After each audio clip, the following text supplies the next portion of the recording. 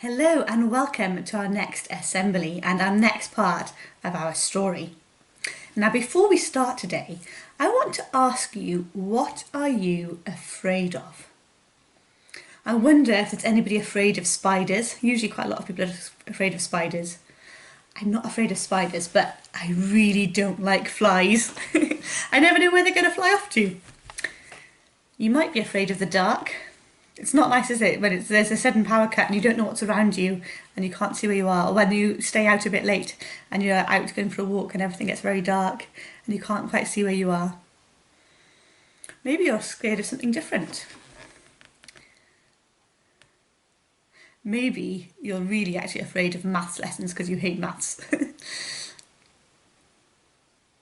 Maybe there's somebody that's a little bit scary who you know.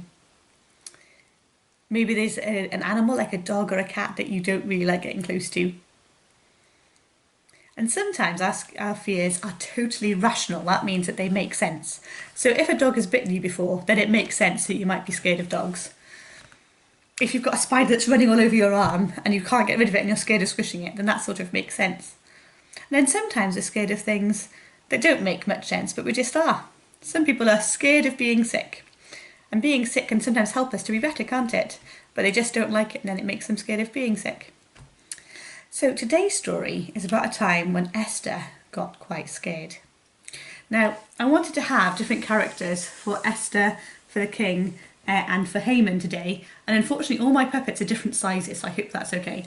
So this puppet is going to be Queen Esther. This puppet is going to be Haman. Now, if you remember, Haman was the man who didn't like the Jews and who built those big gallows for Mordecai because Mordecai wouldn't bow down to him. And then this puppet here is going to be the king. I wonder if any of you remember the king's name. It's quite a hard name. It's King Xerxes. King Xerxes. I wonder if you've remembered that. Okay, so that's King Xerxes. That one's Haman. And I'll put him there next to him. Hopefully you can see that. And then this is Queen Esther.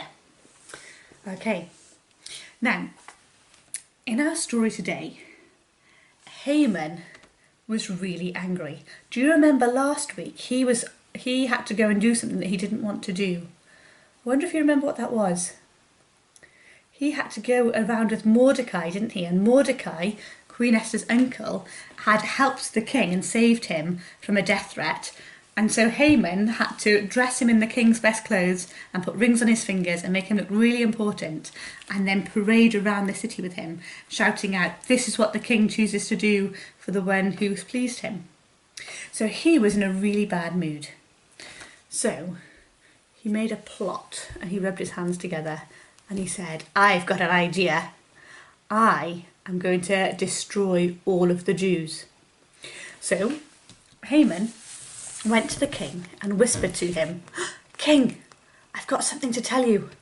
There's a group of people who don't really like you, and they're terrible people, and they're taking all of the money in our land, and I think we should get rid of them." And the king said, "What? They don't like me? They don't think that I'm most important? What? And they're taking all of our money? No, we should definitely get rid of them."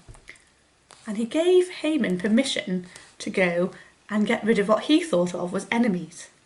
But Haman actually made the rule about the Jews and said, "Okay, we're going to get rid of all of the Jews on this one day. We're just going to go around and kill them all." That's really not very nice, is it?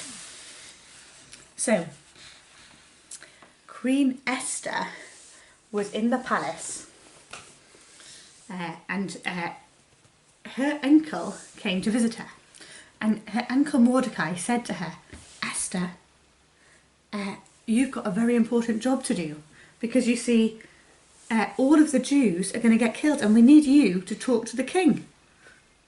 Well, Esther was a bit scared. "I don't want to talk to the king," she said.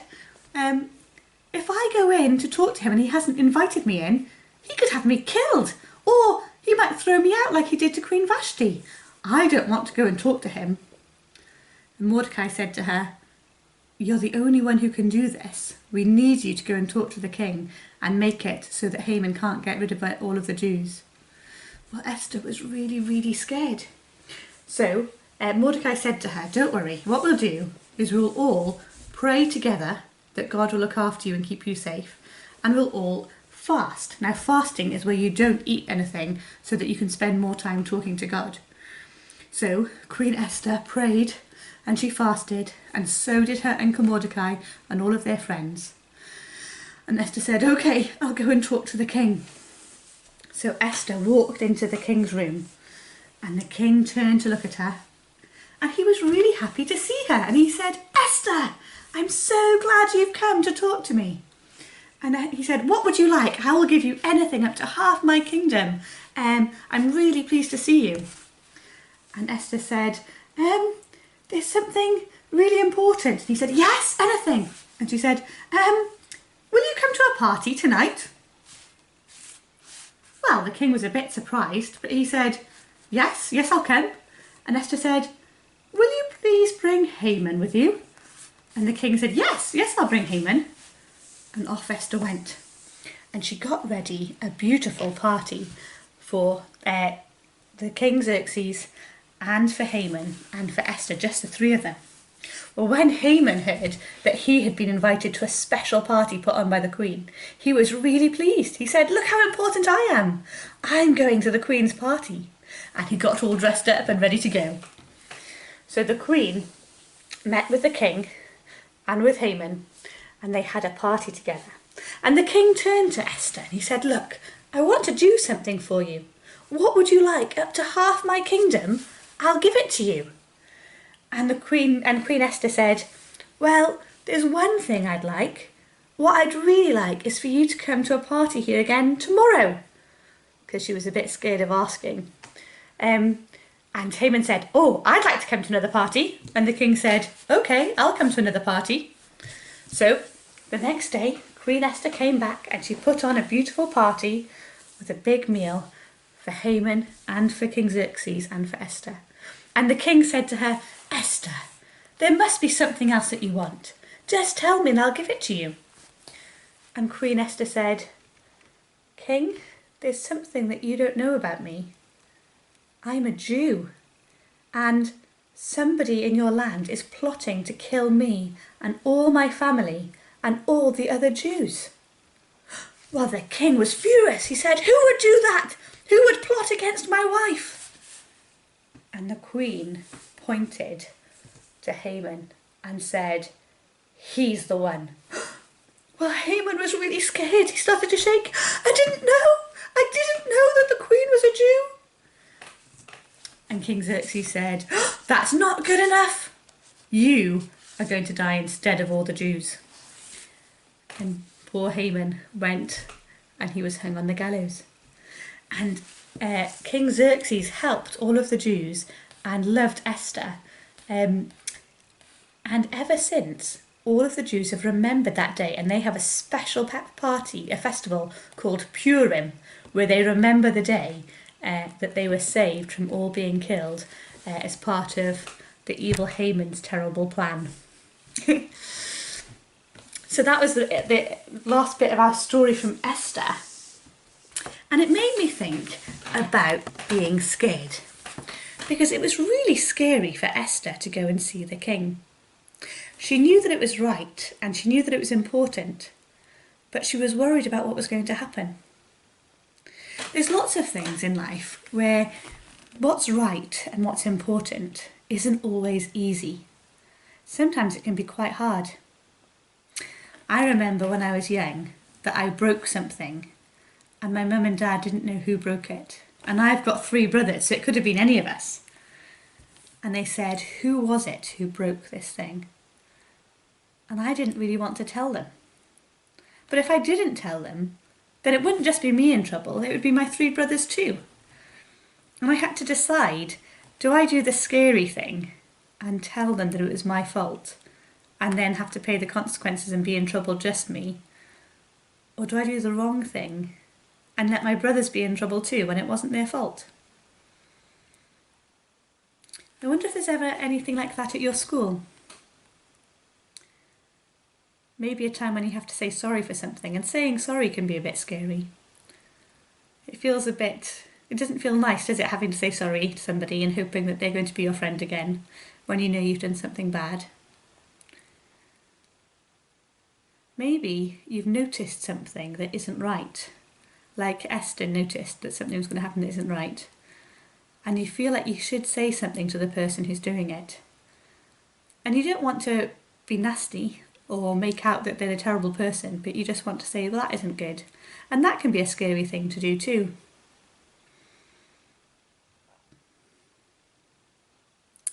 I hope you're all very courageous people, and when there's something that's really important, you speak up. Because I hope that as you get older, well, even now you can do it, you can speak up for big things that aren't right. I know that in your school you care about looking after people who don't have as much as we do.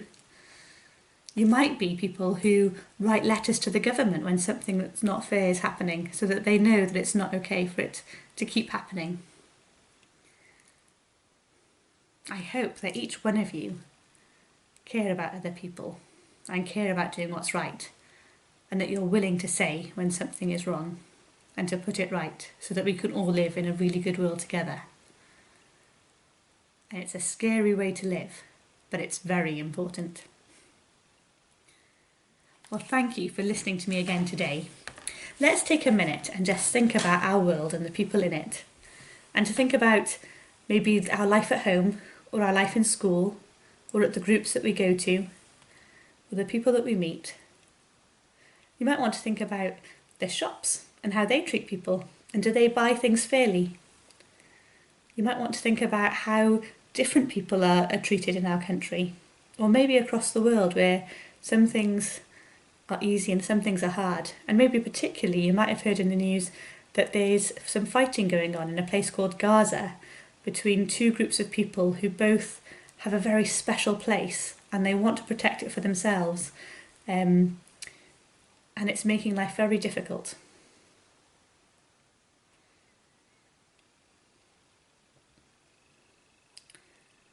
I wonder if you can think of anything that's not fair.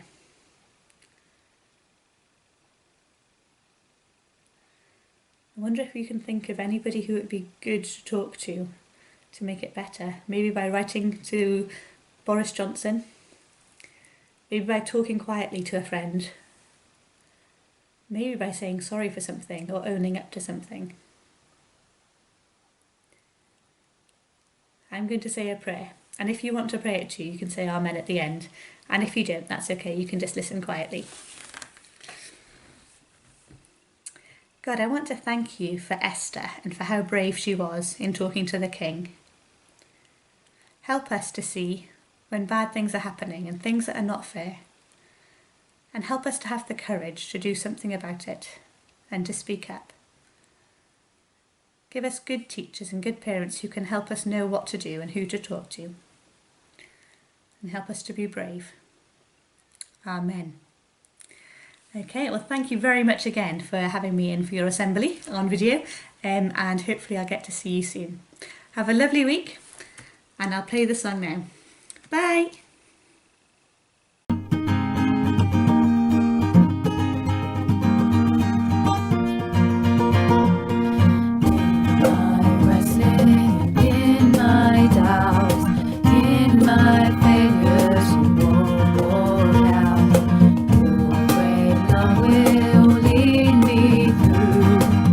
You are the peace in my troubled sea.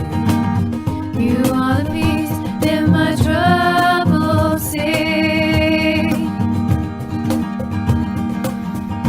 In the silence you won't let go. In my questions your truth will hold.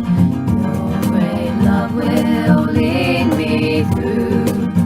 You are the peace in my troubled sea. You are the peace in my troubled sea. My lighthouse, shining in the darkness, I will follow you. Oh, my lighthouse, I will trust the promise. You will carry me safe to shore. Safe to shore.